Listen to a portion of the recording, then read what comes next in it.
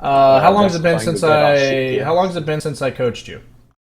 I think it's been about half a year, 6 months, 6 months or so. Okay. Cool. Yeah. I mean, I Yeah, figured it'd been a while. I get your questions randomly. I don't always get the chance to answer them, but I've tried to answer a decent amount of them. yeah, Were sure. you saying that you wanted to talk off stream for about a few minutes? Yeah, we can do that after the coaching session. You Will want that to do be that? You fine? want to do that after? Okay. Yeah, Cool. right. So Okay. what are we doing today, man?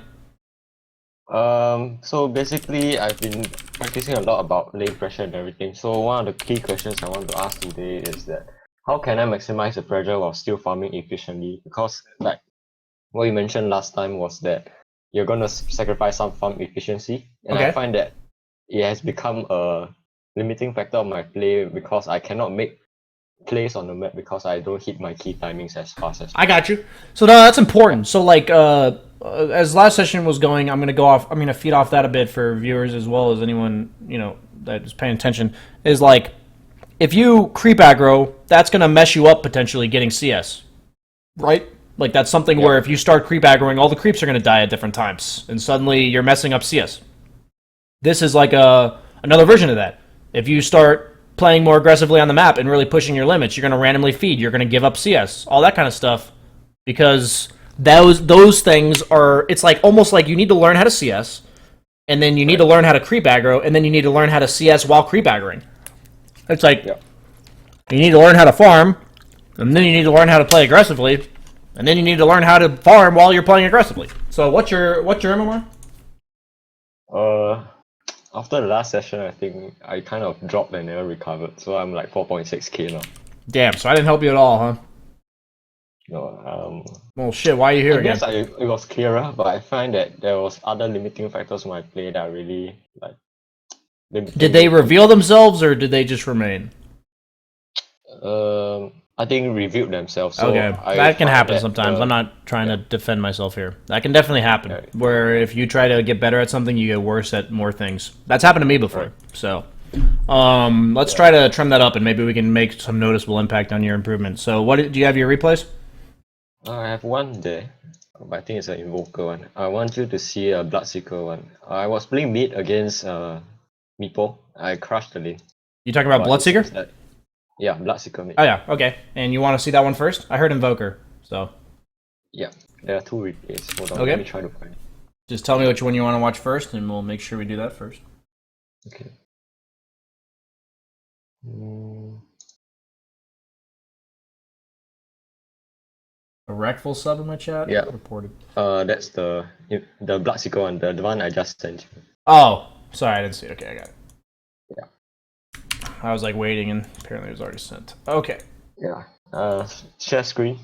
Yeah, no, Yeah. I got you. I got you. You're ahead of me, but I appreciate it. I appreciate it. I forget enough that I understand. Uh, so, you are Bloodseeker. You're against Meepo. Okay, so this is definitely a game where it's on you to push your limits. Yeah. Obviously, if you're gonna win your lane, you kind of got to continue shutting down the Meepo. So we're gonna see how this goes. I'm curious to see. We'll check out the lane. Assuming based on what you said, you won the lane really hard, and we'll see. I mean, last game I got told he won the lane, and then I didn't think he won the lane. Um, Yeah, basically. so Yeah, it was quite frustrating for me because I was putting a lot of pressure that I was forcing a lot of rotations, but my side lanes weren't doing anything. I see my ex he isn't pressuring the tower or trying to maximize his farm. I got you. And Yeah, that's something it's that very I frustrating to guarantee play. you won't happen at all until at least 6.5k, maybe 7k. So it's on you to do it. It's not on your teammates at all. Okay. Meaning, like, you can't rely on your teammates to do it in the slightest, especially at this bracket. So it's on Yeah, but you. then Go ahead. if I relieve pressure on mid, then people will just come and farm. I'm giving him a lot of space to farm, isn't it? Yeah, I know. So I'm saying, like, you do have to pressure, but you can't really expect your teammates to pressure. And if you're pressuring way more than everyone else in the game on average, you will just win, 60% of your games. So let's watch what happens here. Let's go to fast forward.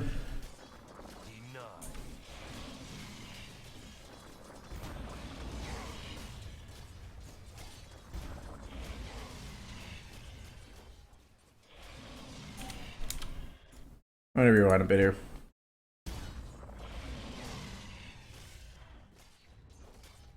I think this is an example of choosing to pressure, where, yeah, this is nice, but you just missed 4 creeps. Or 3 creeps. So it's like, this is a perfect example of having the right priorities at a micro level, where it's like, yeah, this is nice, but if you're both just CSing, who's going to win? Me. Okay, so by a long shot, would you agree? Yeah, correct. Okay, so you should have like double his CS. So why not just get like a Wraith Band and then start doing this? Because you're going to have like double his CS, right? So like, I guess what I'm trying to say is you're choosing to pressure way too early. Like, let yourself... I'm not saying never hit the guy, okay? I'm saying don't miss 3 creeps to hit the guy. Because you're in... You understand?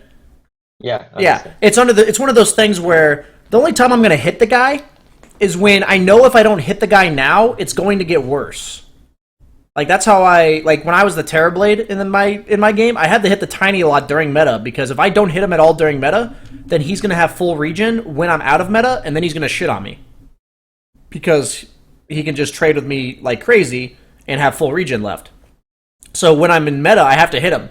But, like, this is a lane that it's not going to get any worse if you just have 8 CS and he has 3. Like, you're just going to continue winning the lane. So why not farm first and then suddenly start hitting him? So we're going to move on from that point. I think I've made the point. So this is what I mean, is you're just missing creeps. There are lanes where what you did is correct, but you definitely gave up way too many creeps there. I wouldn't go Blightstone either. Why are you going Blightstone? I think I didn't buy it after that. Oh, okay, you sold I didn't buy it. Okay. Yeah. I wouldn't even consider it, but it's like, I think you were like doing it to bully the Meepo more. But what's the best way of solo carrying the game by virtue of aggression? Is it to itemize against the Meepo? Or is it to itemize to make your individual hero as powerful as possible? As powerful as possible. Okay, yeah, it's to make your own hero. So items that make you better. So you should have... This should be a Wraith Band, Aquila, by the way. Are you looking to dive this guy and kill him? Right now? No. Okay, so I'm going to portray a picture to you of how I envision the lane exactly. And this is how you have to... Like, because I've played similar matchups with Bloodseeker a lot, okay? This is how I envision the lane. I'm literally just going to hit creeps the entire time. If there's times where I can poke in last hits, or poke him between creeps, sure. But my highest priority would be creeps. I'm going to buy an Aquila, first item. And I'm going to continue doing just that. But because I do more damage and I hit faster, I can hit him more often and get more denies because I do more damage and I hit faster. So then if he walks up, I'll keep doing that same thing. And then now that I have an Aquila, that lets me pressure the tower. So if I'm going to pressure the tower, I need to threaten him. So what do I buy next? In order to threaten him. I think raindrops, so you can tank. Okay, raindrops protect yourself. That's not a terrible idea. But boots. I need to run at the guy faster. Like, I just need to hit him. I need to be faster to hit him. So I'm going to go Aquila. Into boots. Into potentially raindrops. Into treads. And then I'm going to be playing up in his face. Like, I'm going to have this idea of exactly how the lane's going to play out. Like, how I want it played out. Okay, it's like in that Terrorblade game. I know, like, I'm going to hit him when I have meta. I'm going to play creep aggro crazily when I'm not in meta. And this is my exact approach. So I see that you're playing aggressively. But this is actually backfiring a lot. Look at your CS. Yep. Right? Yeah, you've got 4 denies. That's great. But I would rather him have full regen left and you just have 10 last hits. You know what I mean? Because if you have 10 last hits and he has 5, and now you start hitting him with like a Wraith Band, he's fucked, right? Like, he's just done. Because you've got that extra armor and a half. You've got that extra 8 attack speed and 7 damage. You know what I mean? So that's how I look at it. It's kind of like trying to push a tower before you're level 6, before you have Aquila. Like, you're trying to apply aggression that your hero's not strong enough to apply yet. You know? Oh, you go Glove of Haste. Oh. The only reason you do this in the side lanes is why. Why do you buy a Glove of Haste over a Wraith Band in the side lanes? When your hero is attacking very slow and you have to keep... No, because the side shop's right fucking there. So I just walk over and buy a Glove of Haste. Like, that's why people buy Glovahates for sometimes. Like, this is a build that's reasonable if you're in the side lane, and it's because the courier is going to take me anywhere between 25 seconds to a minute to give me my item. But a Glovahaste is right there. So if I'm going to use the courier, I'd much rather have a Wraith Band. Like, much rather. It's 7 damage. And not in armor and a half. And it's 9 attack speed instead of 20. So you've chosen 11 attack speed, over 1.5 armor, 7 damage, and honestly just like some int and strength, like some health too. So like that's how I look at it. You've chosen 11 attack speed over that. And that's how you need like... that's not very efficient. Yeah, no, exactly, right? So when it comes to pressuring, I like where your head's at. Like, I'm being serious, you know, like I'm not trying to be sarcastic about it. You're like, I see what you're saying. Like, you are trying to push up in the lane, right? But like if you watch like really good players with their aggression, it's all very methodical, like exact power spikes, exact moments when they're more powerful than the opponent. And you told me you crushed this lane. I'm seeing it's 12-12 in CS. Okay. That's what I'm seeing, right? Like, yeah, you're at the advantage. Yes, the lane's going to naturally become better for you. So if the lane's so are you seeing how the lane is naturally becoming better for you as it's going on?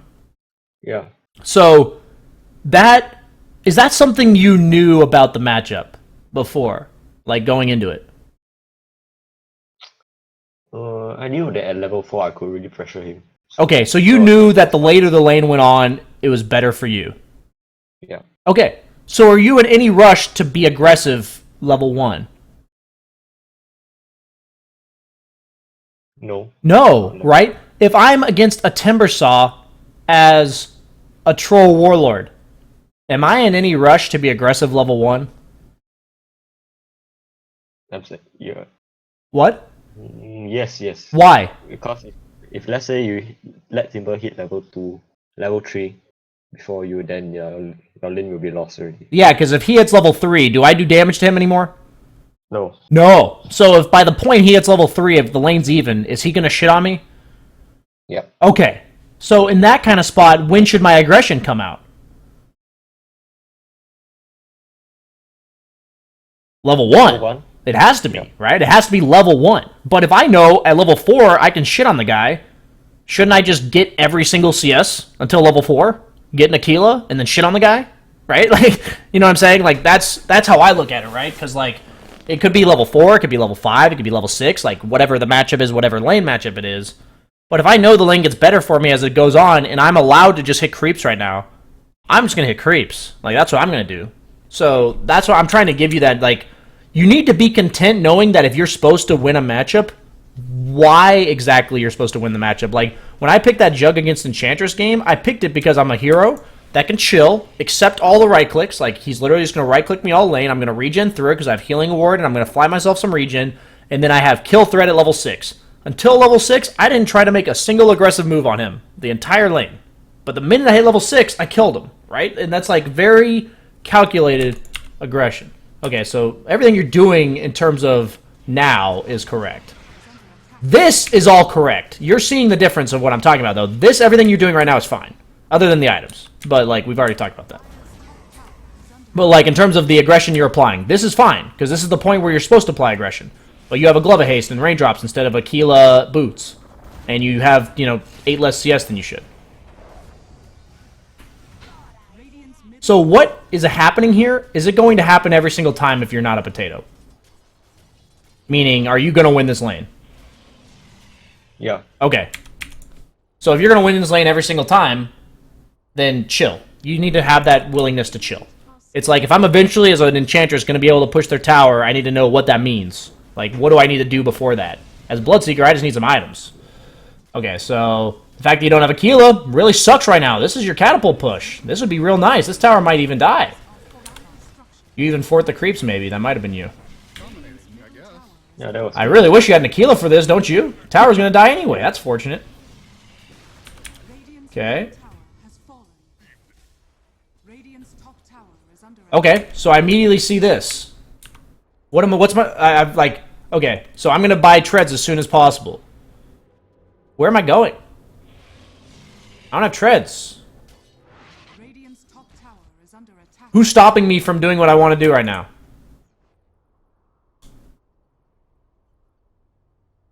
This guy, right? Yeah. Okay, so what do I need to fly out right now? Sentries or dust? Okay, brown boots and dust, right? I'm missing dust. You can't be this strong and have a level 4 tree sitting in your lane, right? That's not allowed. That's not allowed to happen. You can't do this. Because if he's occupying the lane and defending his tower, where's Meepo? Farming jungle. Okay, so if you kill this fucking tree, what's happening? Forcing a lot of rotations. Yeah, they're either going to lose their tier 2, or Meepo's going to come back. Yep. So then he's just delivering himself to you, right? Like, Yep. that's how you need to think about it, right? Because, like, you're thinking... You have to think about it as a chain of actions, and meaning that if tree's here, then Meepo can do whatever. And if I'm just chasing Meepo through the jungle, is that good? No. No, because that's me shutting him down. Am I accelerating? No. No. I'm accelerating if I'm hitting creeps and threatening people. Right now, I'd also, like, you haven't had your camera perspective go here a single time. This is a level 5 Clinks, a level 4 Wraith King, and they're diving your Necro. What the fuck is this? Why is this allowed? Like, think about it to yourself, right? Like, Okay. when I'm being aggressive, you're thinking, okay, so you have the 4K mentality that the other guy had. And so what I mean by that is, in his eyes, he built the items, right? Like, he built the same items every game, because that's just how he's like, these items are good for this hero, etc. You picked Bloodseeker, why? Why did you pick Bloodseeker? To counter Meepo Okay, in lane. Yeah. So- if Meepo is the only hero in the game on their team with farm, and you have an Axe, Necro, and Bloodseeker with farm, are you okay with Meepo having farm? Yeah, I'm pretty much okay. Okay. With it. We're not okay with him, like, free farming, but he's level 5. So he's not free farming, right? Like, he's farming way slower than you guys are, right? So, if I'm a Bloodseeker level 7, the difference between you and what I'm trying to say, you're thinking, I picked Bloodseeker to shut down Meepo. So what do you spend the next 3 minutes trying to do? Hunting him. You hunt Make him. his life. Yeah. Who gives a shit about this Meepo anymore? You've shut him down. He's level 5. You're level 7. You've taken his tier 1. Nobody gives a fuck about this Meepo anymore. Meaning, we have like 2 or 3 minutes to not give a fuck about this Meepo. Like, Okay. I look at it as you guys see the final play. You guys see the overall objective. And you're like, I don't really care. I just want to get there. So I'm just going to start doing it right now. It's kind of like in the level 1. It's like, I want to be aggressive on this Meepo. So I'm going to do it right now. And I'm just going to miss 5 CS for it. But I'm going to do it. You know? It's like, how about we say, well, if Klink's Wraith King have no game, like they literally have nothing to do on the map, what's their map going to look like 3 minutes from now? Like, if they can't do anything because you killed them, what are they going to do? What's the map going to look like 3 minutes from now? Where are their heroes going to be? Probably running around in the tier 2 area. In the what? All their Yeah, they're all going to be cowering under their own towers, right? Yep. And then if you want to shut them down and they're all in one place, isn't that really nice? Yeah, that's very nice. Yeah, that's pretty nice if they're all in one place. So I put this as, this is the time in the game where I think to myself, I'm a sheep herder and they're my cattle, okay? So I just killed their tier 1. What's next? What's the next tower? 2 options because you're so far ahead. What are the 2 options for where I'm taking next? Either safe lane tier 1 or pressure the tier 2. I don't think I can take tier 2 on my own. I think you could. I actually don't think this tier 2 is good because you're killable, right? If they bring 4 heroes, you're killable. They can just like chain route you. Does the rest of your team want to play here? No. Okay. Are you killable if you have like any amount of your team with you? Like if you have like 1 or 2 teammates with you, are you killable? I think I need X with Blink behind me before I'm not killable. You realize this is a level 5 Meepo, level 4 Wraith King, level 5 Clinks, level 4 Willow, level 4 Tree. If you have 1 or 2 teammates behind you, are they going to kill you? No. They're weak as fuck. It's 6 minutes into the game. You know what I'm saying? Like, you don't need an axe blink. That's way over-exaggerated. We don't need, like, you're asking your axe to have a 6-minute blink to be strong enough to protect you? I thought you were talking about, like, around 15, 14 minutes. No, I'm talking right now. I need you to... So, what you're doing is identifying what you should be doing eventually. You're not thinking about the now, is what I'm saying. So, like, I'm saying, at the start of the game, I picked this Bloodseeker to shut down Meepo. Okay, level 1, we're chilling, we're farming, we're hitting creeps. Once I get Aquila, I'll start hitting him more, and I can pressure his tower with the catapult, right? I can't pressure his tower until catapult, right? So, Yeah. am I pressuring his tower before catapult? No. No. So what am I doing with the creep equilibrium when I have this Aquila till 5 minutes? Keeping it on my hill. Yeah, I'm keeping it on my hill, and I'll just use this Aquila to have more damage and die more creeps, right? And everything will be dying more efficiently. Am I chasing Meepo through the jungle? No. No, right? When do I chase Meepo through the jungle? After what? Or when am I able to do that? Sorry, when is it an option? After what happens? After tier 1 safe lane and tier 1 mid. So yeah, after especially tier 1 mid. Tier 1 mid has to die, right? Tier 1 mid has to die. So I think backward. I think one step at a time. You can think backwards, you can think forwards, whatever your way of thinking does better for you, okay? So you could think backwards saying, I'm going to pressure him in the jungle. To pressure him in the jungle, I need the tier 1 mid. To have the tier 1 mid, I need the catapult. I think to myself the other way. I think, like, I'm going to be pressuring the tier 1. That's my next option. That's the next thing I'm going to do. Until I kill this tier 1, I can't do anything else. So, when am I going to kill this tier 1? Oh, it's going to be when I have Aquila plus catapult. So at 5 minutes. Right. So until then, I'm chilling. Knowing to just not apply aggression is one of the most important understandings of aggression. Because if you're purposely not applying it, that means you know why you're supposed to apply it. Right? Like, that means you know what the conditions for applying it are, because you're purposely choosing not to. So, Yeah. if you know why not to, then you'll know when you should. So, I just think, I'm like, okay, I'm going to push this tower tier 1. Now I've got the tower. If I got this tower at 10 minutes, and I've got Treads Aquila Blade Mail, could I run around chasing the Meepo? I guess you could. Yeah, because I'm pretty damn strong. Yeah. I'm pretty fucking strong, right? Like, I've got a lot of farm. It's 10 minutes in. I've been farming efficiently because it took me a long time to kill that tower, because they had a tree or they've been rotating a lot, right? Like, they're only stopping me if they're rotating a lot of heroes, right? Like, the Meepo single-handedly is never stopping me. So it's like, okay, so I'm now 10 minutes in the game. I'm farmed as fuck. I'm taking this, I can chase him around now. But you took his tower at 5.5, 6 minutes into the game. So you only have, what should be Treads Aquila. So it's like, I look at this and say, I'm going to eventually chase the Meepo. What can happen first? Well, I look at these 2 side lane towers and I say, I'm unkillable if I'm with my teammates. So the minute that a play becomes available, I'm doing it, right? That's what I'm thinking. So I kill this tower. I'm going to show you my mindset, okay? I don't know how else to coach this. Please ask questions after I finish this rant. We're going to kill this tower. Where are you going? Like, I'm thinking to myself, exactly what I just said. Sorry, I'm not going to be sarcastic. So I kill this tower, and I'm thinking, okay, next thing for me is top tier 1, mid tier, or bottom tier 1. Why did I come to that conclusion? Just to be clear, is because I know I'm unkillable with my teammates around. But I'm also a hero that if they gank me with 3 or 4 heroes, I am killable. I know this. Like, I should know this. If I don't know this, you'll learn it the hard way. That's how Dota works. So I know that I'm killable with 3 or 4 heroes on the enemy team as long as they have no one helping me.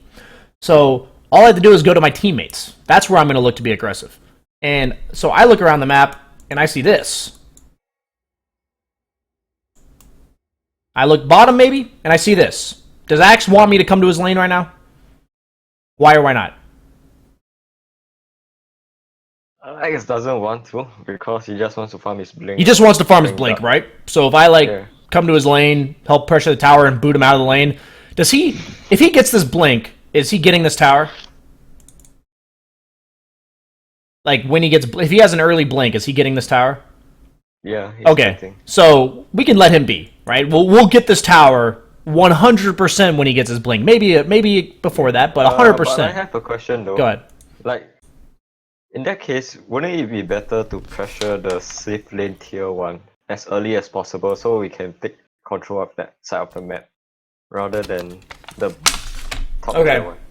Yeah, no. So Yeah, because like Okay, I mentioned, so- I'm strong as fuck already. no, so this is one of the exceptions to the rules. Okay, so have you heard me talk about this? Why do people generally not prioritize this tower over this tower? Map control reasons. Yeah. Okay, so both of them offer a certain amount of control, right? So if I kill this tower in the early game, I effectively control this area now. Because for the most part, maybe I can't stand here because if they TP to shrine behind me, they kill me, but that's different every game. But most of the time, if this tower is dead pretty early on, if you watch my games, they don't feel comfortable being here. Like, I can push the lane to, like, right here. It gives me the ability to, like, roam freely. It basically gives me control of this bounty rune. And if I'm strong enough, like, I'm a hero that's, like, almost unkillable or can kind of just escape, it makes it so that if they ever go here, they have to go with, like, 2 or 3 heroes. Okay? And what's the number one tower to get if they're behind to open up the map? What's the number 1 tower? Our safe lane tower. Okay, so if we kill this tower and we take this as our control, how are they ever getting our safe lane tower? Never. Never. So effectively, you're not only getting an objective of your own, but you're also preventing them from ever getting one of yours. Are they ever going to 5-man march down this lane when they're behind?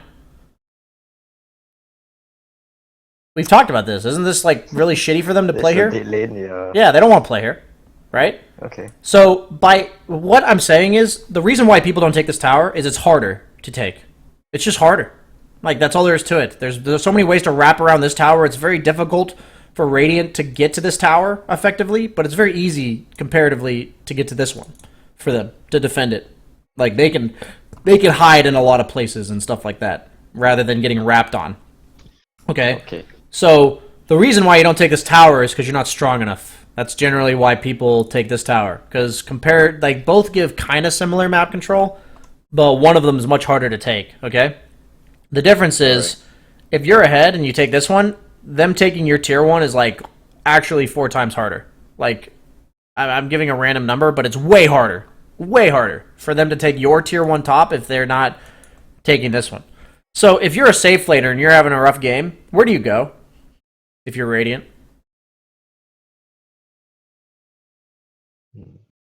Safe lane. Probably going top to farm. okay. What if this tower's gone and they have 2 heroes playing here? Where are you going? Nowhere. You're going here. Yeah, probably. Is this where you want to play? Doesn't feel very good to be playing around those 2 camps. It's not so good, right? Yeah. Okay, so if I'm a Bloodseeker and I kill this tower and I push in this lane and I walk here, like I take this path, if I don't run into heroes, what are they doing?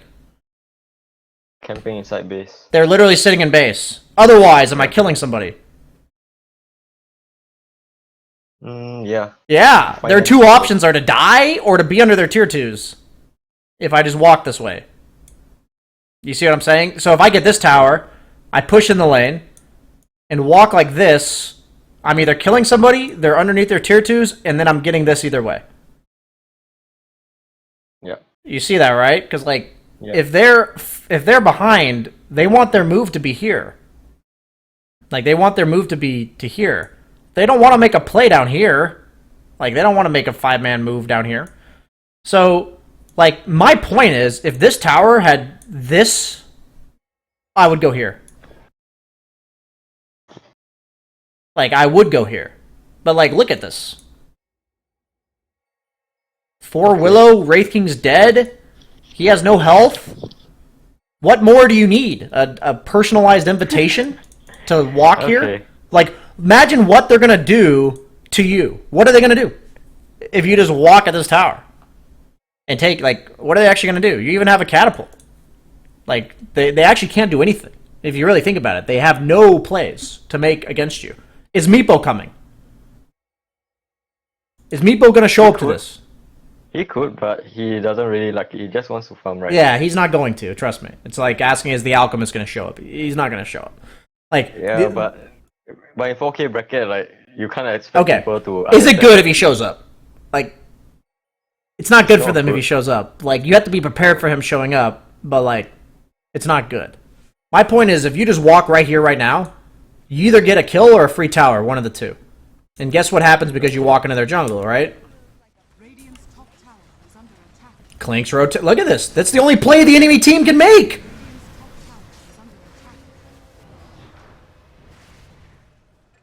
I've talked about this on stream before. Why is any of this happening? Sorry? What? Why is of this shit happening to your team? Because the strongest hero isn't there to. Yeah, the shoot strongest hero's playing the right part of the wrong part of the map. That's all there is to it. It's the strongest heroes playing the wrong part of the map. So there are times where you're supposed to push this lane. There are times where you're supposed to push this lane. Please, for the love of God, understand rules and exceptions. I'm saying this to you and everyone else. The rule is this tower. Okay? Like, that's the next tower you want. That is the rule. This is an exception.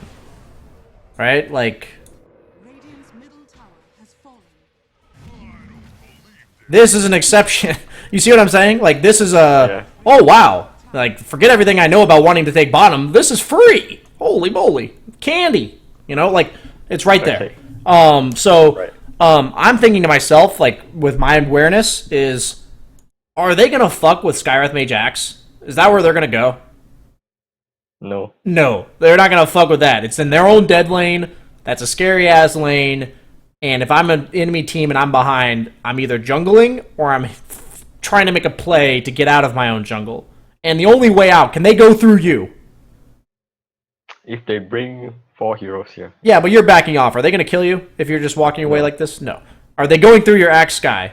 If they kill your Axe Sky, what does that effectively do for them? If they kill my X and Sky, Yeah.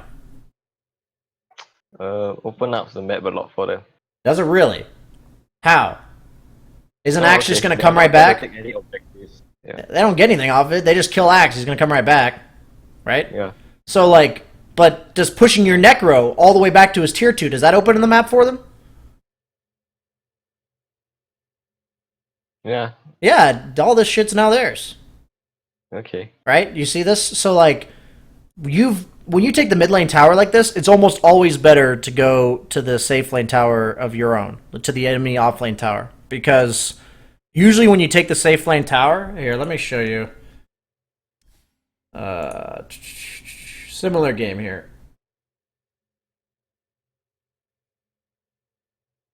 It's a bit different because I'm a Timbersaw, but I'm going to go through my decision making for you real quick, okay? It's a very similar game. The guy picks Meepo and I last pick Timbersaw. Very similar game.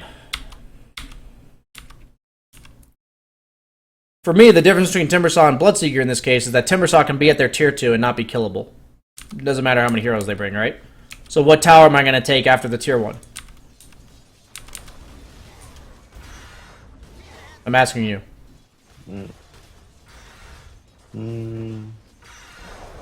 If any hero in the game has the luxury to play at their tier 2 and be unkillable, where's he going?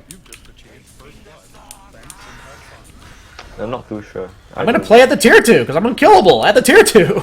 Like, in the mid lane, I'm a Timbersaw. They can't fucking kill me. How do they kill me? I'm going to kill the Meepo. Fast forwarding.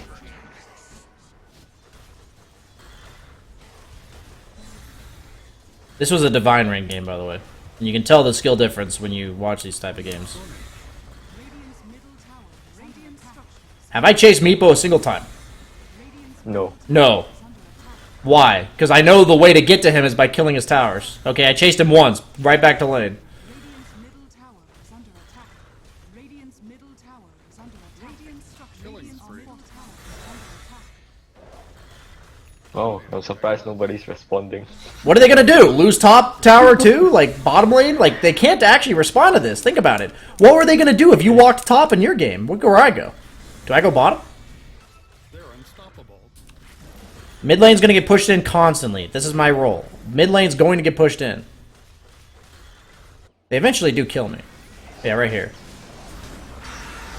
Okay. Little over misstep. This shit can happen though. It's not good, but it can happen. Okay? So am I gonna change my game plan? No. Right back to mid. Come deal with me again, I dare you. Oh, I see them all making plays bottom. I'm gonna chase them there. Because this time around, I see them bottom, and I see my team having the lane pushed in bottom. The lane's not... Like, my Terrorblade... Is Terrorblade a hero that I want to rotate to in this type of game? No. What is all of what I'm doing right now for? What is the purpose of what I'm doing right now? Giving space for Terrorblade. Okay, giving space for him. So last place I'm going to go is him. In your game, who are you making space for? Necro. No, X. Axe. So don't go to him, right? Yeah. So like it's all like every game it's a bit different. It's not always your safe laner that you're making space for. It can be your off laner. It's like once your Axe gets a blink, how much is he farming? Okay. He's not farming, right? So then there's more farm for everyone else once he gets a blink, and there's less farm for the opponents.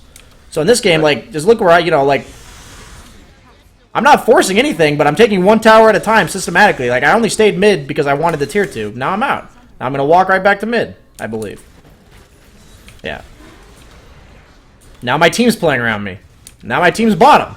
I'm going to force someone mid. And now Terrorblade's joined me. And I'm like, I mean, he gets hooked. He's a dumbass. But it's like, whatever, right? My point is, like, so the point that I'm trying to make is I didn't pressure the Meepo's tower until Catapult. I got the Catapult. Pressured the tower. Never left the lane to chase after him because I knew the tower was what I needed to get to him.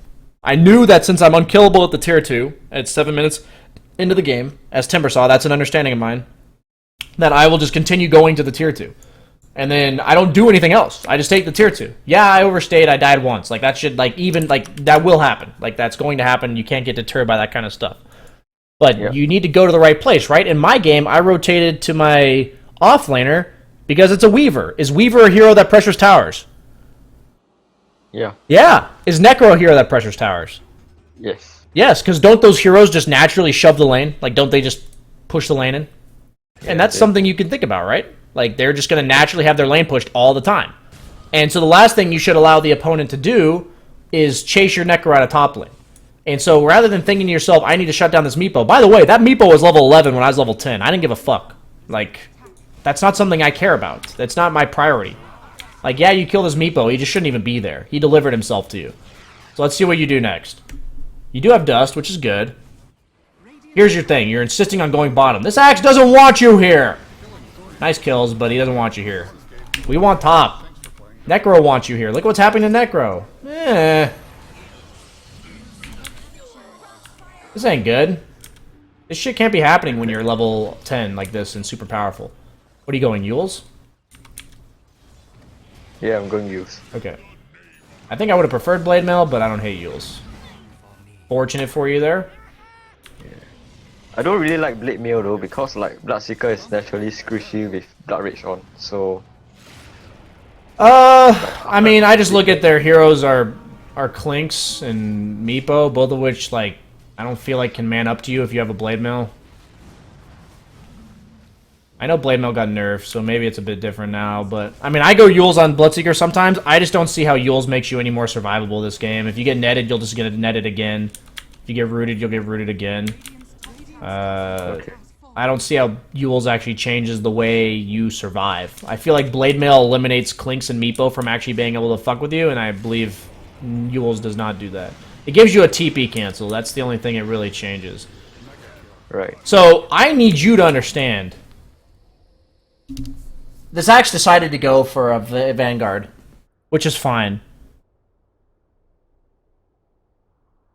You just need to understand, Axe doesn't want you to play around him. Necro does. That's actually just what you need to understand. There's nothing more to it. This guy built a Midas, maybe because he's bad, whatever. You should still play top. Like, it's understanding, right? In my other game, I rotated bottom, and you may say, BSJ, you're just following the formula. It's like, no, I actually went bottom because I have a Terrorblade that's jungling. He doesn't want me to go force his lane in. He's just jungling. He's chilling. When would I go top if I was Timbersaw? When in that game would I go top? If Terrorblade wants to push the tower. Or, so I'm telling you, he's never going to want to push that tower. So when would I want to go top? If the enemy team is there. Yeah, if the enemy team is trying to make a move there. And I'm just like, they're not allowed to fucking take my tier 1. That's what they need, right? That's the one thing they want. So, in this case, can't you flip that by saying in your game, I'm going to go play top with my Necro because he's the one that lane shoves. And when am I going to go bottom? When my X has blink. No. Please use the last example as reference for this. When they make a play there. Okay. On the opponent team, right? Because Axe... Okay, the difference between Axe with a blink and without a blink is Axe with a blink can initiate. He's the same hero when he's getting gone on. Right? Is he strong with Vanguard? Yeah. Yeah. What happens here is you make the play with him. So you're literally saying, enemy team, please come here. And they're going to show up. They're going to show up, I promise you. In 99 out of 100 cases, they're going to show up here. Okay? But if you're just playing around Necro the whole time, and Axe is just chilling and he's farming his blink, and then they show up, that's when you TP. You see what I'm saying here? That's when you go there.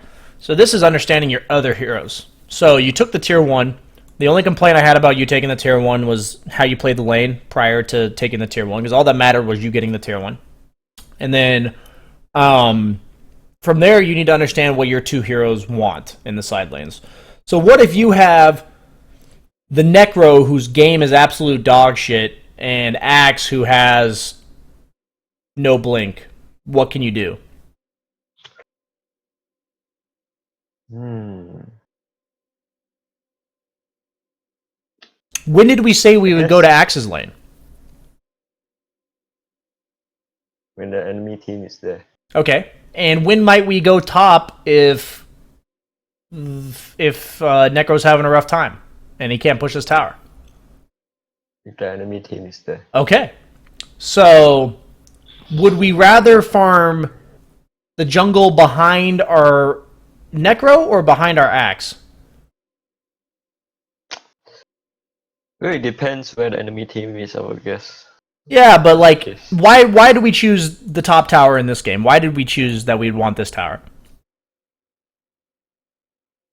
Why did we choose? Because we were really it was an strong. option for us just now. We were really strong, okay?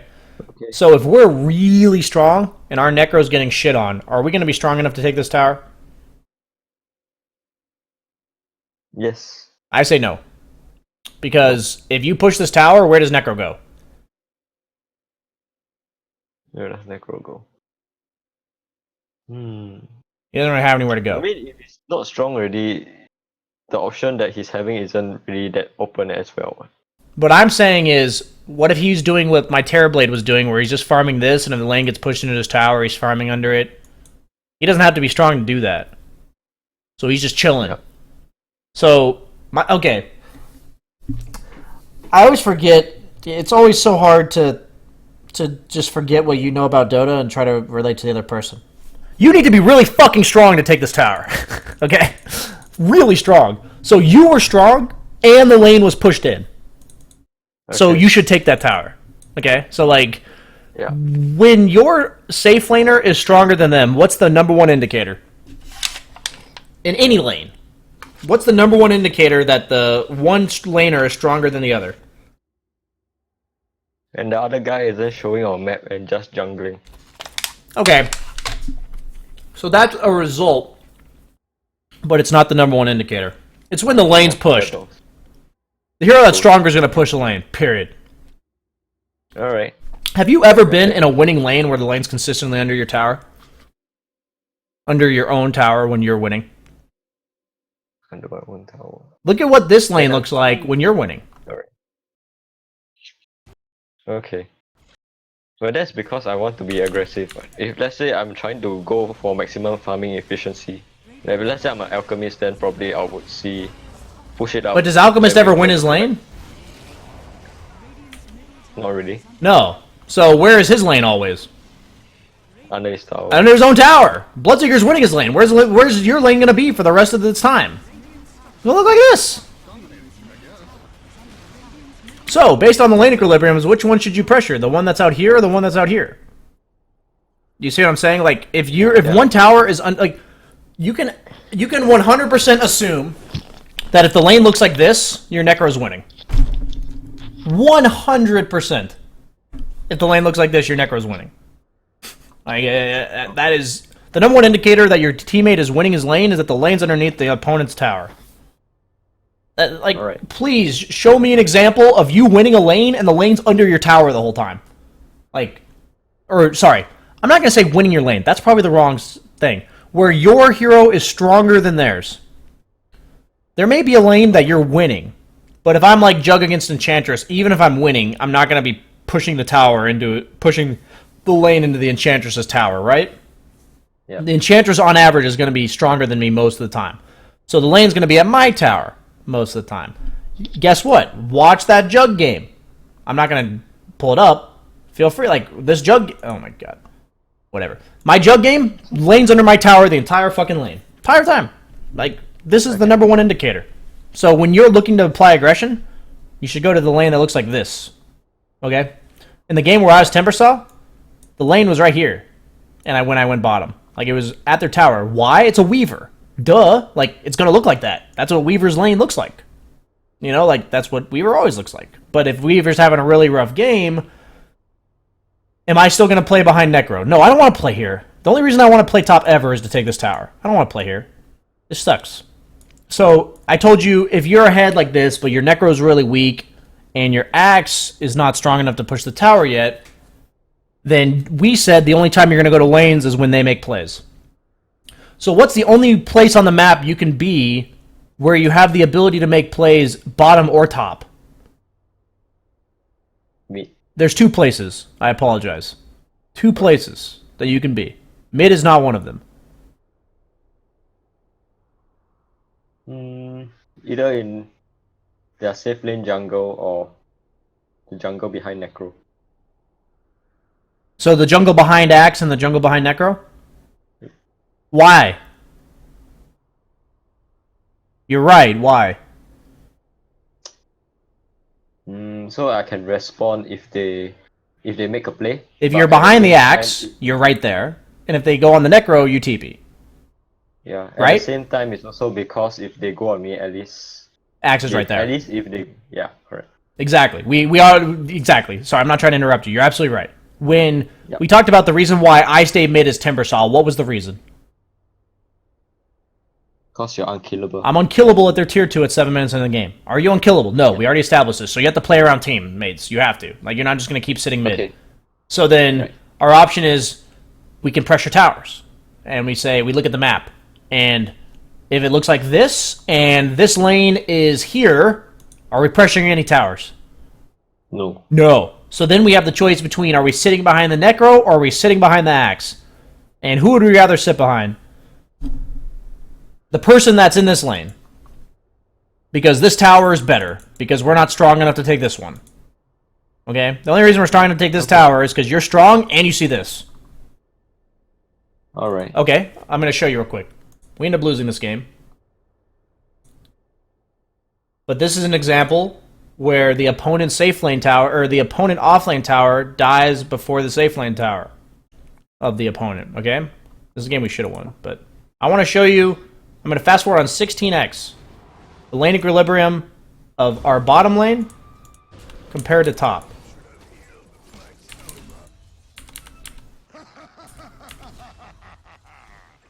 Like, we're talking like once tower pressure starts happening, right? Okay. Regeneration. Let's wait. It's going to start happening eventually. Fast forwarding very fast. Radiant's middle tower is under attack. Killing spree. Dyer's middle tower is under attack.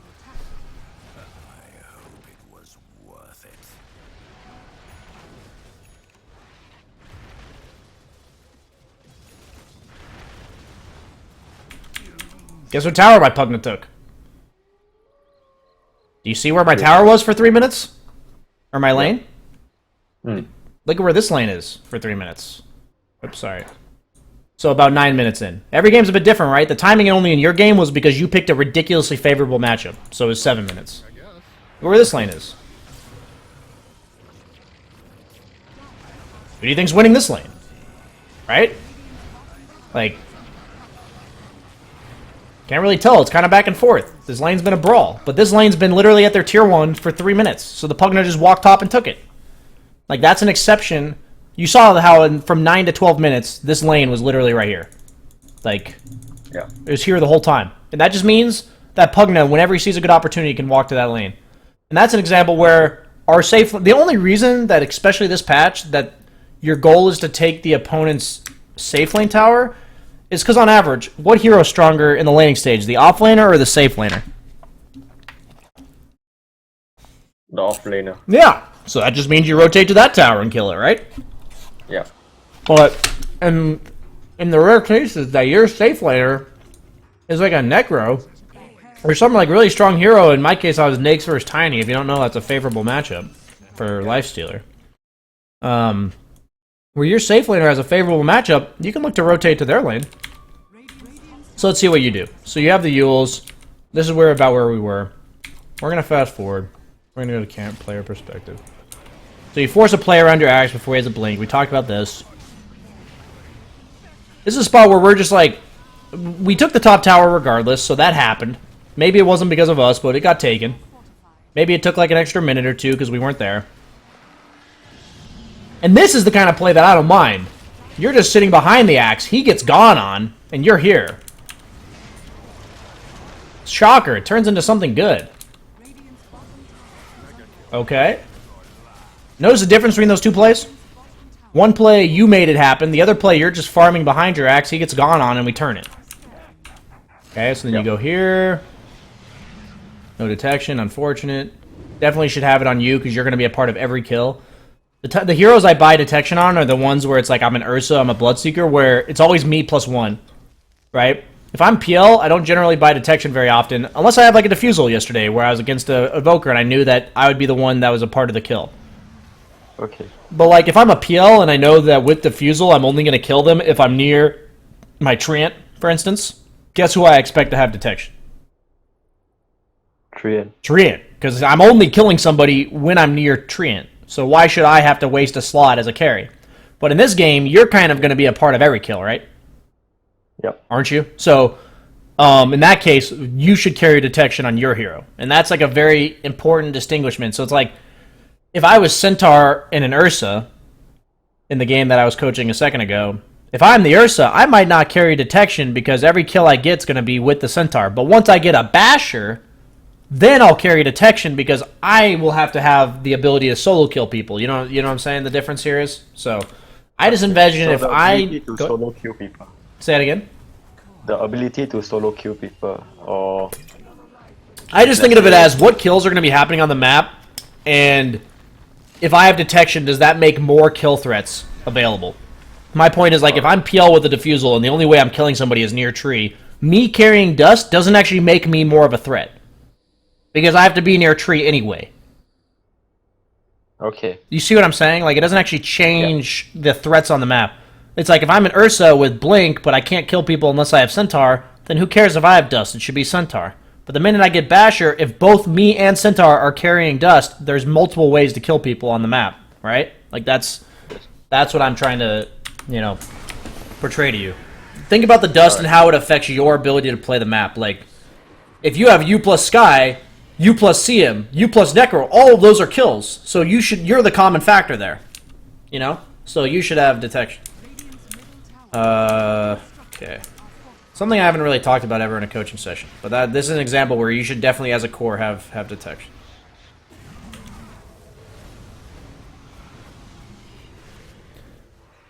Okay. So this is a spot where you guys need to stop. Why do you guys need to stop what you're doing right now? It's a complete waste of resources. It's not efficient, I guess. Because Okay. you can't take the tier 2 and Okay. There's so much farm on the back of it. Okay, most importantly, this guy's coming alive, this guy's low, but what's actually the most important thing happening right now that makes this bad? Number one What's thing. the most-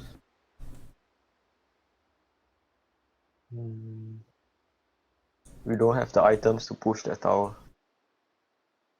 Alright. If this fight lingers on for a minute longer, what's going to happen on the map during that minute? Both our safe lane and bot tower will be being pushed. You guys are up by 5k and you're putting yourself on a fucking timer to kill this tier 2? Why? You're up by 5k. You know what I'm saying? Like you guys are at an advantage. This is the kind of spot where, yeah, apply pressure. Make them all show up here. Then you see this. Have you ever heard me in my coaching sessions say, like, you know, rinse and repeat, reset, repeat, like reset, Yes. rinse, repeat, that kind of stuff? It's like, Yeah. do what you did. See this. You go top, clear this out. If you go top, are you walking to here to clear it out? If I go top. I think no. I would rush back straight to the tower. You would kill this wave, and then do what? Yeah. Go like right Kill back this here? wave. If you think about it the most efficiently, where do you guys want to play right now? As a team. Based on your wards. Based on my wards. Top half of map. Yeah, bottom half of the map, sorry. What 2 lanes? So we know the dead lane theory. When we're ahead, we can control 2 lanes. So what 2 lanes are we playing? Mid and safe. Okay, and they are safely. mid and bottom, right? Yeah, So what is the purpose of anyone on our team going here? to relieve pressure. That's And all. so to do what? Sorry, to do what? You're relieving pressure so that you can what?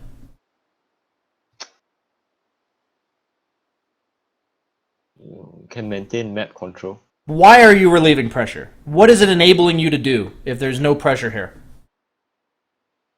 To play at mid and bottom. Yeah, it allows you guys to push their mid tier 2, push their mid bottom tier 2, because you don't want to be 5k ahead and be trading towers, right? That's true. Yeah. So this is enabling you to go back here. So what a noob player would do would TP top, push the lane all the way out to here, and most likely feed. Okay? What a 7-8k team would do, like a professional team, I guarantee you. They'll make this similar type of play where you force the entire enemy team mid. Why is it okay to go top right now? Because they are busy defending their tower mid. But 30 seconds from now, what's going to happen? Which is 1 creep wave. Could all the enemy team be at your safe lane tower in 30 seconds? From this point? Yeah. Yeah. They can be there in 30 seconds. So, if you stay top, your team stays mid, and one of your guys goes bottom, what's going to happen in 30 seconds if the enemy team is competent? You're probably gonna get killed. They're going to kill somebody, right? Yeah. They're going to kill somebody. So what would an 8K team do? Can you imagine to me what a team of professional players would do at this given moment?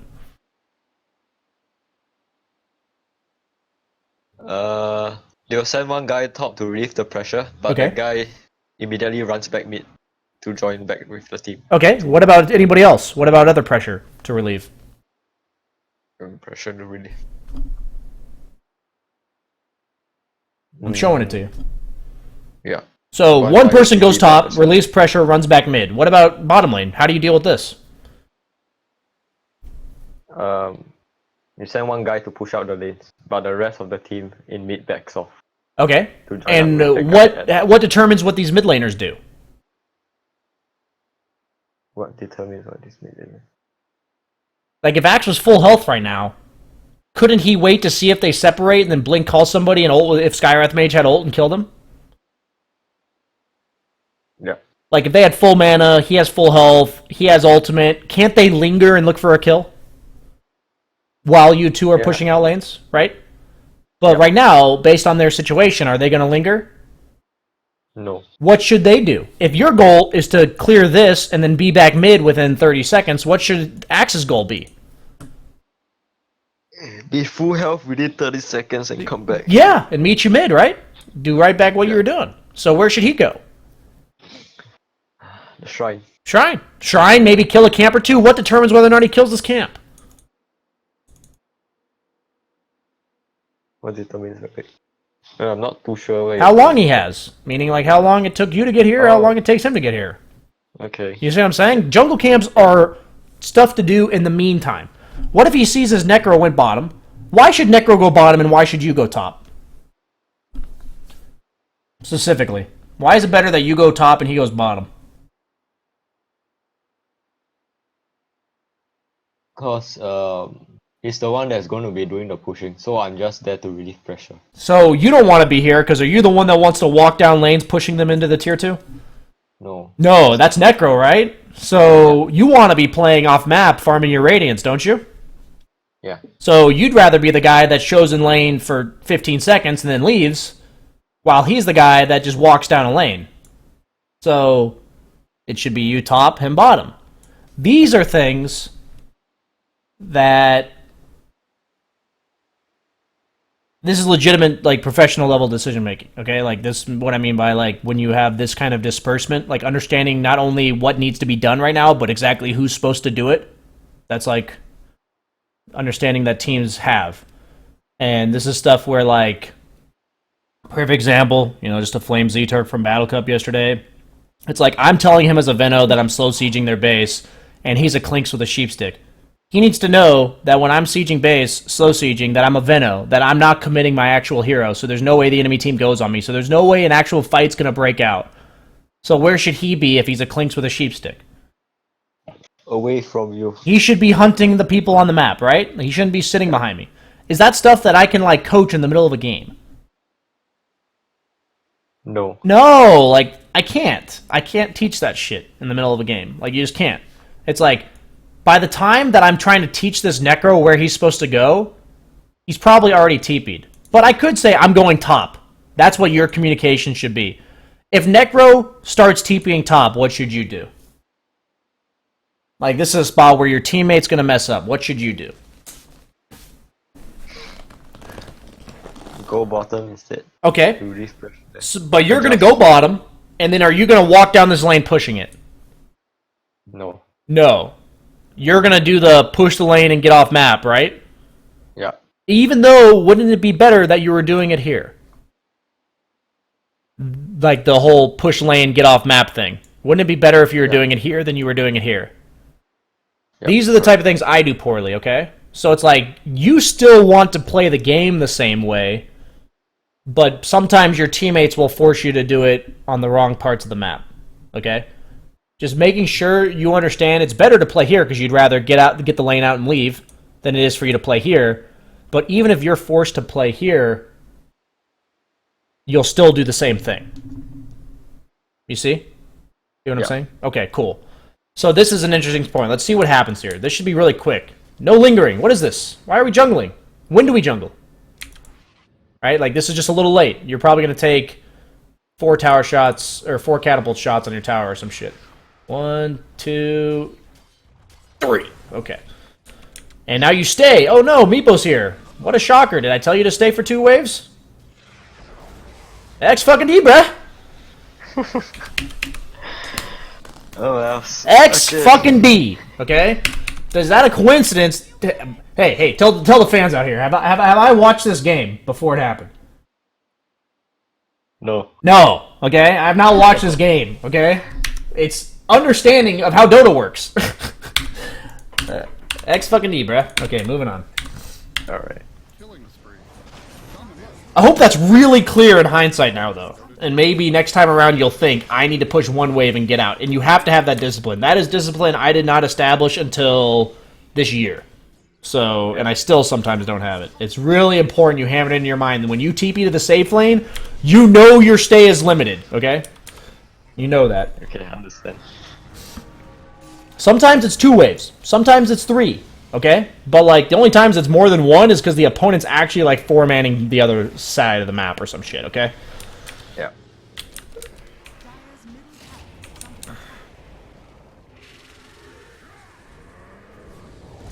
I don't mind fights happening around here. This is okay. They may be a little prolonged. Did take a little bit longer than we'd hoped. I don't hate this play, though. This actually isn't that bad for you. Necro's top. If Necro dies, this is really bad. Okay.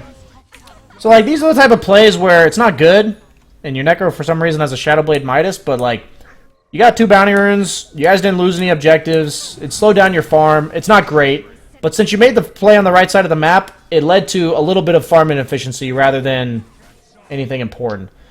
But my thing is, if you lose a fight, what should be your first concern? Okay, I'll give you a better question. What?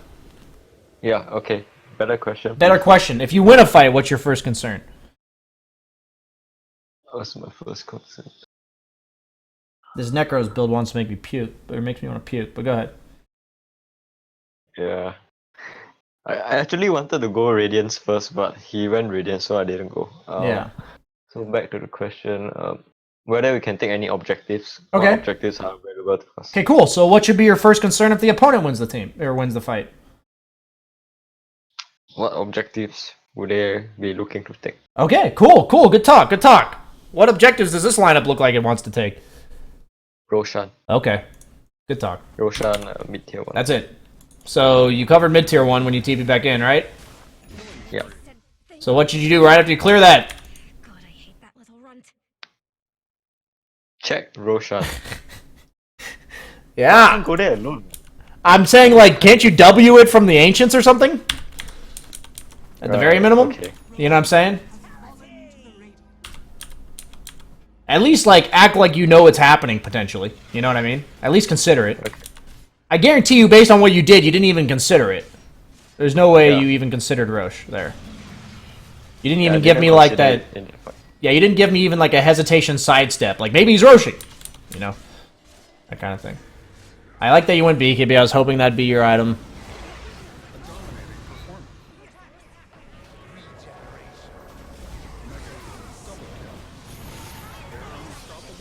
Your Necro just sheeped it. There. Hey, I mean, let's be honest. There's a lot of things you could have done better this game, and you had like, this is a lot of my games that I talk about sometimes on stream. There's a lot of things we've talked about that you've done wrong, right? Absolutely. But your Necro's making this game way fucking harder to win than it should be. Your Necro just built not fucking useless piece of shit items, and this game would be easier. Okay, this is an okay play. We gotta be careful, though. Definitely have to reset when you kill a Wraith King like this. You still don't have BKB. I don't know how much I like this, but we see Meepo. Okay. Notice how if you just play the right side of the map, even if it's not necessarily the perfect timing, good shit will generally happen because the opponents, you know, just let it happen, kind of. Okay, so we're going to push bottom. You have your BKB. I'm fine with you farming what you're doing. Okay. Okay, we take that. That's good. Are we going high ground? Really? I don't think that's what we should be doing. Why not? Because Meepo is the one that falls off, not you guys. But okay, we're getting a fight. Okay, Wrecking bites back. Okay, this could go okay. So far, mediocre. Okay, not liking it. Okay. Who's on a timer here, you or them? I feel like you win late. Personally. Yeah. So I can't trust my team to play late. That's the problem. I with think this that's the method. wrong approach. So all the other things we've said, it's like, yeah, your Necro needs to not be shit, but you can't just try to end a game because you don't trust your team. That's going to make you lose way more games than it helps. For sure. Like, that's going to lose you way more games, dude. Way more games. Okay. Like, when I'm in this PL game, feel free to watch this game, for instance, because this is a game that I should have straight up won. I was really tilted, but to my own defense, this game specifically, which is not what I usually do, I actually made very little errors because I was tilting. Like, usually when I tilt, I make a lot of unforced errors or just, like, desperation mistakes. And in this game, I actually stuck to my guns, and we won a game at 55 minutes rather than 30. And that was because my team was bad. Okay, really, legitimately, feel free to watch the game. But it's like, in your games, if your team's bad, it should take you longer to win than it should, rather than trying to end it sooner then you should. Does that make sense? Yeah. Okay. Yeah, that's the frustrating part. It's frustrating. No, I'm like, it's agonizing. really These type of games are agonizing. This game made me want to puke. Okay? Like, it actually just made me want to puke. Because somehow, this is their heroes, Shadowblade, Shadowblade, Shadowblade, on all 3 cores, or 3 heroes, and an Invis Invoker, and my Treant didn't have dust like half the fucking game. It's like, how? How do you not have dust? So it's like, that's just one of those things, where we missed like 4 crucial kills because of it. I got really upset. That's life. But my point is, moving on. You know, we're gonna move on from our own upsettingness. So basically, what I'm looking to say here is that you should not feel forced to end games because you feel your teammates are gonna let you down. And I know this mistake is big because you're not on a timer. You guys don't have Necro Scythe. Like, none of your heroes actually hit buildings. So who actually kills the tier 3? And so what should... And we're going to have to end the session about right here. But what do you feel like needs to be your next course of action then? If you're not taking this tier 3, what is the next important objective on the map that will change the game? That will dictate what happens in this game? Roshan. Roshan. Perfect. Yeah, waiting for Rosh. Perfect. So, do we care about tier 2 top or tier 2 bot or mid for them? Like their tier 2 mid or tier 2 top? Do we care about those? Not really. If we get those, it's virtue of like killing them and just taking them, right? Like we're not doing anything to get those. So, now we have all of our wards bottom, right? So we've been controlling bottom. Are we done with bottom? Yeah, we're done with bottom. We're done with bottom. So, if we're done with bottom, and we've been controlling bottom the whole time, what's the opponent most likely been doing?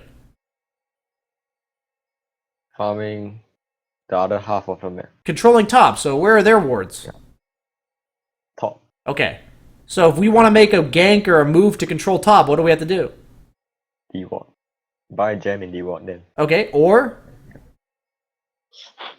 That's a fine option. Or... Smoke, because they have wards. So you either have to buy a gem and D-Ward top, or you have to smoke. So first and foremost, you take that tier 2. You recognize we're not going high ground. We have no heroes that hit buildings. Our next objective is Roche. We don't actually care about tier 2 mid and tier 2 top, because we know once we get Roche, it'll help us. And so we need to push out top, right? We actually need... But to get Roche, I know we don't care about tier 2 mid and tier 2 top, but don't we have to control these 2 lanes to get Roche? Yes. We don't control this lane anymore, right? When do we ever go here? Relieving pressure. Okay, is that our dead lane now? Yeah. Nice. Cool. Right? Like, that's understanding Dota, right? We care about Roche. We want to control these 2 lanes. Boom. This is our dead lane now. Right? So, that means, first and foremost, this has to get pushed. We forced them all to base. Can't we push this at least 2 creep waves? Yep. So force this 2 creep waves. Ideally have a gem or something. But otherwise, smoke with this wave getting pushed. Make a kill happen around here. Get ward vision. Control this area. Boom. Wait for Roche. Doesn't matter if it's 7 minutes from now. You wait for Roche. Right? Like, you just have to wait. If your team doesn't do it, you can try to make them not play bottom anymore. But that's all you can do is control this area. You have to try. Best case, if your team insists on playing bottom, you can control mid and bottom and then wait for Roche. Right? That's not nearly as good, but it's acceptable. Just, if your teammate is playing bottom, don't also play top. Because if they see one player playing bottom and one playing top, and they 5-man gank one of you, isn't it for sure going to be numbers in favor of them? Yep. Right? Because you're too far apart. That's why you control mid +1. Because the lanes are close enough together that your whole team can come together.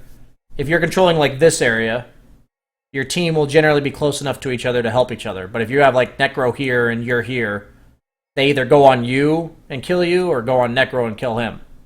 Right? So that's all that matters. So as a player like yourself, just know that almost always the rule is that the dead lane will be one of the 2 side lanes. Okay? So it's usually based on your own objective that you're trying to take.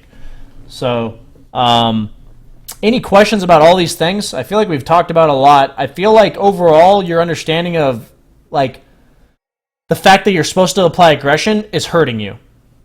I definitely felt like it hurt you. And I'm not saying that to protect my own coaching skills. I definitely see how your aggression literally cost you like 9 CS that lane, probably. And then your aggression and feeling the need to shut down Meepo, like, had you chasing him rather than just hitting a tower, right? And so it's like, when you're ahead, rather than thinking about who you need to shut down, just think about what objectives can you take that the enemy team just can't do anything about. You know, like, they just can't stop us. Like, my idea was they can't kill you if you're with your team. If you're with your team, all that means is you have to be in bottom or top. That's all it means. You have to be one or the other. So, in this case, we see top pushing. If top wasn't pushing, we go sit behind our axe. Like, because if we're not strong enough to take this tower, we're definitely not playing top. So, then the next question is, are we pushing this tower, or are we sitting behind axe? When I was scrimming with my team recently, I knew I couldn't be in my own safe lane. When I say scrimming with my team, the team that booted me, but this is still relevant. I couldn't be in my safe lane anymore because Enchantress hit 6, okay? So I left. I TP'd top, and I was a Clinks. And I TP'd top. And my Necro was level 5, like halfway to level 6. I was already level 6 on Clinks, so I was ready to go. But was my Necro ready to go? No. No. I showed up in his lane instead of jungling and ruined the entire game. And all I had to do was say, I can't be here anymore, so I know I want to play here. That's like the first half of the decision. And then the second half is like, oh, my Necro's not ready to do anything, so I just chill. And I hit creeps until he's ready. You see you see that like chain of thought? So it's like for you, it's like I took this mid-tier one. I need to play around my team. If I want to take this tower, if it's available, oh, I see creeps, go in here. Oh, it's not available? Okay, I'm going bottom. Is my axe strong enough? No, he's just chilling. He's farming Blink. Okay, I'm sitting behind him. But all of that's still efficient, right? Like, you're still hitting creeps. Yeah. You see what I'm saying? Like, So you're in still... that case, Go ahead. So in that case, after I take the tier 1, would it be okay to say that mid lane is now sort of the dead lane? Sort of, yeah. Because when are you going back to mid? Relief pressure, that's all. Yeah, when it's like, you're not going to let the mid lane, like, push into your tier 1, right? Yeah. Yeah, it kind of is, actually. Yeah. It's kind of like a dead lane, not in the sense that it's dangerous, but in the sense that you're not trying to do anything there anymore. Yeah. And when you're as far ahead as you were, you're up like 4,000 gold or something. When you're that far ahead, maybe no lane is dangerous, but if you guys keep splitting up and farming, you're leaving them to pick you off. So then you should still choose like 2 lanes to say, we're going to get shit done in these 2 lanes. Because it's like, if you only go mid to relief pressure, you're sitting behind your axe, and your Necro's safely farming top, what's the opponent's play? Who do they kill? How do they come back? Yeah. They don't, right? Like, they just can't. So it's like, oh, well, shit, you know? So, we do have to wrap the session up there, man. Any last questions? No last questions. Cool, man. I hope this helped. Like, I definitely see how the aggression thing hurt you. And let's hope to see next time around that, or at least in the future, you know, it's up to you. Obviously, I'm not pressuring anything. That this gets fixed, you know? That you feel like you... Just make sure you take a chill pill. Really think, like, what are the conditions for taking my next thing? Because it just felt like you were trying to do the right thing too early a lot of the time. Okay. That's what it felt That's like. the same problem as last time, I guess. Is it really? Damn. Yeah, there was the last session where I was too quick on the metamorph with TB. There you go. Well, Yeah. then you need to take a step back and really think to yourself what the reasoning for everything you're doing is. So, Okay. and this is something that you can study other people, by the way.